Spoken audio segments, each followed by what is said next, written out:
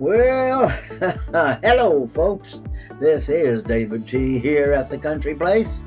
I'm so grateful that you have dropped by our channel, and we hope that you learned something, as we all have something to learn in God's day to day. We all have our problems. Yet this person came to this program and just grabbed onto it.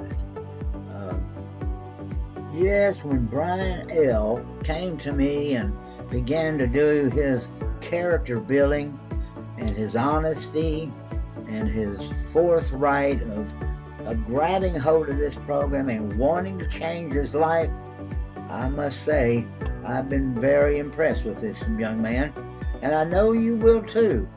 So folks, I know you didn't come to hear me talk. We came to hear Bryan's experience, strength, and hope. How about you, Bryan? Jump on in here. Yes, well, my life had become unmanageable and I needed to make a change, and so I went to treatment. I was reintroduced to AA, and when I got out of treatment, I started going to meetings. I got a sponsor and started working the program. I was working. I struggled with drug addiction. I had 3 arrests. Was looking at 3 felony convictions for possession of controlled substance. And I knew at that point that my life was unmanageable. I was going to go to prison if I didn't make a change. Well, I had the 3 arrests within a year period, and so I knew I was going to be facing, at the request of family, I went to treatment, and it was the best thing I ever did for my life. Well, tell me about you and your family. Was your family very supportive, or were they kind of letting you hit a bottom on your own? What was going on with you and your family? I was living with my sister at the time, and I was just making her life miserable, as well as my own. So she put me out, and she said, you can't come back until you are going to make some changes that benefit you, and you get off the drugs and stay off the drugs. And so you were living with her at the time? I was living with her at the time, at an apartment. She was a manager for an apartment property, and I was putting her job at risk. My addiction was driving everything I was doing. Working inconsistently, arrested twice by the same cop in 1 week. So you got to know him by name then? He got to know me by name. I couldn't remember his name.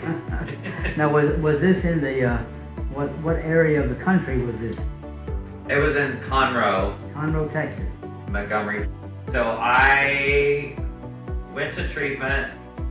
My sobriety date is October 5th of 22, and I am 597 days sober today.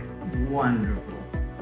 Congratulations on that, Bryan. So once I came out of treatment, I went back to my sister's. Things were going to be changing. Things were going to be changing. She was moving out of state with her job, and I knew I needed to change people, places, and things. So I moved into an Oxford house, which is sober living, in Houston. I transferred my job as a sales associate at 7-Eleven, and riding my bike to and from work. I began working the program in November of 22. I have a wonderful sponsor. He leads me to my own answer every time. And then I became an assistant at 7-Eleven. I continued to work the AA program, doing the steps, and my life just took off. Became a store leader in November or 23, a year after I was sober. And then I did that for some time, and I took a little break. I needed to get some things done for probation. So I made it a priority. Now I'm probably going to be returning to work in that type of position. In that position that you're working right now, I understand that's one of the local stores in the area. Can you tell us Cypress, Texas. Cypress, Texas store? Cypress, Texas. That's wonderful. From the beginning, I remember that you were having a lot of issues about that store. And then all of a sudden something happened that you came to me one day and you told me that who was the new manager? Yes. I was sent over there to help as an assistant, to help the manager that was there get the store together. And the day I got there, she handed the store over and walked out. And my boss, offered me the store. So you worked as a manager for that store for how long then? 6 months. My sponsor told me that work is not a recovery program. I suppose your sponsor needs to hear that again. Yeah. For me, for your sponsor. So I was lacking on meetings, white knuckling it, trying to get by. I was investing 70 plus hours a week in the store and not making it to meetings, not able to move past step 9. So I realized the first thing, that something I hear at all meetings, the first thing you put before your recovery is the first thing you'll lose. I stepped back, took a break, and have really gotten into the recovery program in the last couple months. I struggle, I know, with that God has it all worked out. Every day I wake up, I still have that uncertainty that things are not going to work out. So my recent challenges have been, and I think that we talked about this, is that for 20 years, every time I had a challenge come up in my life, I was not sober. And recently I've had some challenge, and those challenges have been overwhelming. And I always ran and went back to using. That was the solution. And this time, I stayed sober and realized that I can get through it sober. So I go to the meetings that are Big Book study. And I was at a meeting the other day, and I had to highlight this in the Big Book. Can you tell us what page and what you're reading? So page 133 from the Big Book.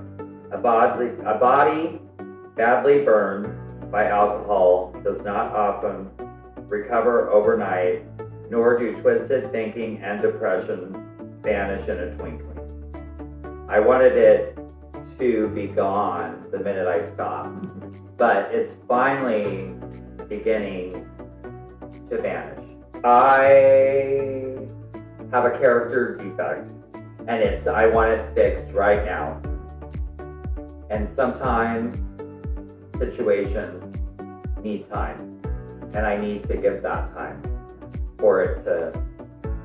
I like page 164, how it closes. Abandon yourself to God as you understand God.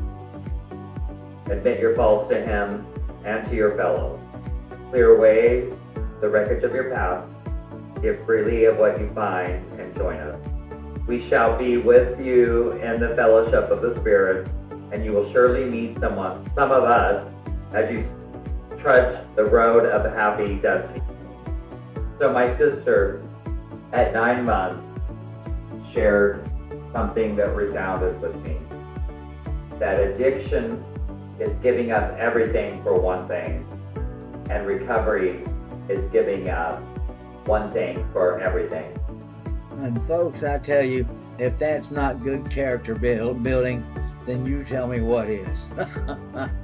Well, folks, that's going to conclude our time with Mr. Bryan L today. Folks, thank you again for attending our channel today. If you would be interested in being a part of the Country Place, well, leave us a message or leave a comment, and we will get back with you as soon as we can. I hope everybody has a wonderful, wonderful day. This is David T. for the Country Place. God bless. Bye-bye.